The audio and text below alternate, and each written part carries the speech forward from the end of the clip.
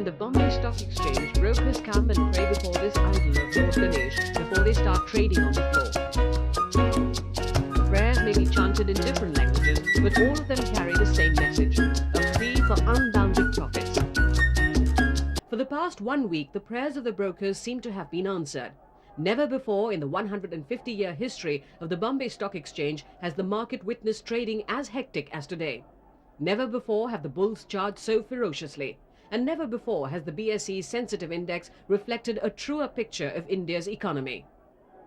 The current boom in the stock market, with the Sensex continuing to maintain its position over the 4,600 mark, is in stark contrast to the scam-tainted boom of 1992-93. The earlier boom was whimsical and not based on strong fundamentals. Even scripts of sick and loss-making companies zoomed because they caught the fancy of highly liquid investors like Harshad Mehta. The money flow at that particular time was far more than the floating stocks. And the operators which came into that were very hard operators, because the money was easy in their hand and they could play with that money and take the prices to their liking. And that is what happened. The fundamentals were not that strong.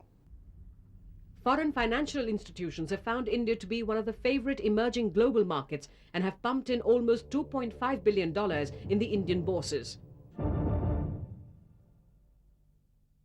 The positive response to euro issues raised by Indian companies abroad has also added to the general euphoria.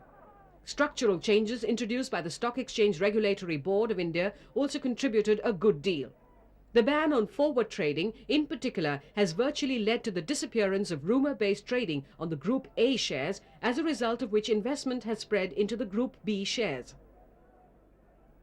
Thanks to all these factors, brokers are confident that the BSE index will continue to hover above the 4,600 mark in the coming weeks.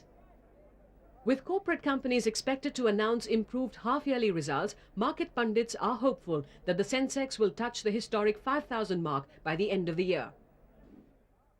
By the end of the year, I do feel, by the end of the financial year, it should cross definitely more than 5,000, because the working results of all the corporate bodies, which will be forthcoming now in October and November, they should be far, far better than the last 6 corresponding months.